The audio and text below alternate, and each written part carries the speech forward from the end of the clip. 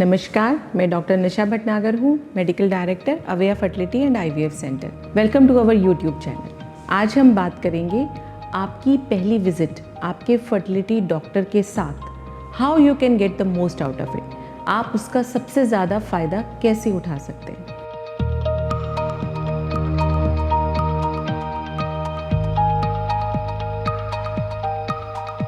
तो देखिए, ऐसा है कि अगर आप 1 साल से ट्राई कर रहे हैं, अगर आपकी उम्र 35 साल से कम है और आप 1 साल से प्रेगनेंसी के लिए ट्राई कर रहे हैं, या अगर आपकी उम्र 35 साल से ज़्यादा है और आप 6 महीने से प्रेगनेंसी के लिए ट्राई कर रहे हैं, तो आपको जाके आपके फर्टिलिटी स्पेशलिस्ट से मिलना चाहिए, ताकि आप जान सकें कि कहाँ प्रॉब्लम है, क्यों प्रेगनेंसी नहीं हो पा रही है। प्रेगनेंसी एक फिजियोलॉजिकल फिनोमेना है, प्रेगनेंसी एक नेचुरल फिनोमेना है। कहने का मतलब ये है कि अगर सारी चीज़ें ठीक हैं तो रेगुलर इंटरकोर्स के बाद कम से कम 20% पेशेंट्स पहले 1 साल या 2 साल में प्रेग्नेंट हो जाते हैं।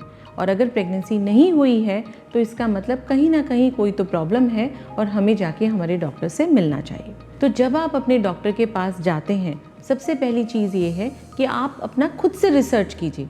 आप फाइंड आउट कीजिए सेंटर कहाँ है, आपसे कितनी दूर है, डॉक्टर कौन है, कितनी ट्रेनिंग है, एम्ब्रियोलॉजिस्ट है या नहीं है, ये सारी बातें आपको पता होना चाहिए।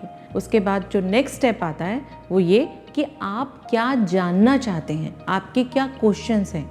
आप वो सारे क्वेश्चंस को एक पेपर पे लिख लीजिए, ताकि आप वहाँ जाके भूल ना जाएं। आपको पता होना चाहिए कि मुझे अगर डॉक्टर ने ये कहा, मुझे ट्यूब्स के बारे में पूछना है, मुझे पीरियड्स के बारे में पूछना है, मुझे सीमेन एनालिसिस के बारे में पूछना है, ये सारी बातें आपको पता होनी चाहिए। इसके बाद नंबर आता है आपकी ऑनेस्टी का। बहुत ज़रूरी है कि आप डॉक्टर को क्लियरली बताएं कि आपकी प्रॉब्लम कैसे, क्या आप प्रॉपर इंटरकोर्स कर पाते हैं, कितने साल हुए हैं आपकी शादी को, आपका लाइफस्टाइल कैसा है, प्रीवियस कोई हिस्ट्री तो नहीं है अबॉर्शन की, प्रीवियस कोई प्रेगनेंसी तो नहीं हुई थी, आपने कोई IPL तो नहीं ली थी, कभी कुछ हार्मोन्स का इस्तेमाल किया क्या। ये सारी चीज़ें आपको डॉक्टर को ऑनेस्टली बताना है, तभी डॉक्टर आपको हेल्प कर पाएंगे। आप अपने गोल्स भी अपने डॉक्टर के साथ डिस्कस कीजिए कि आप क्या चाहते हैं। आप 1 बेबी चाहते हैं, आप 2 बेबीज़ चाहते हैं, ताकि डॉक्टर आपका प्लान उसके अकॉर्डिंगली बना सके। आपको ये भी समझ में आना चाहिए कि जो टेस्ट आपके डॉक्टर ने आपको लिख के दिए हैं उसका क्या मतलब है, ट्यूब टेस्टिंग का क्या मतलब है, उससे हमें क्या पता चलेगा, उसका क्या बेनिफिट है, या सीमेन एनालिसिस की इम्पोर्टेंस क्या है, या उसको कैसे करना है, या जो हार्मोन्स के टेस्ट डॉक्टर ने लिख के दिए हैं उसका क्या इम्पोर्टेंस है, उसका क्या रोल है, या उससे हमें क्या फ़ायदा होगा। तो ये सभी चीज़ें आपको डॉक्टर से पूछना चाहिए और समझना चाहिए। आपको डॉक्टर से अपने ट्रीटमेंट ऑप्शंस भी डिस्कस करना चाहिए कि गिवन सिनेरियो में आपकी कंडीशन में आपके लिए क्या क्या ऑप्शंस हैं और उसके बाद क्या आपके लिए बेहतर है। फॉर एग्जाम्पल, हो सकता है कि डॉक्टर आपको डोनर एग रिकमेंड करे, बट क्या आप डोनर एग के लिए तैयार हैं? क्या आप चाहते हैं कि डोनर एग लिया जाए, या डॉक्टर आपको डोनर सीमेन रिकमेंड करता है, या डॉक्टर बोलता है कि आपका यूट्रस अच्छा नहीं है।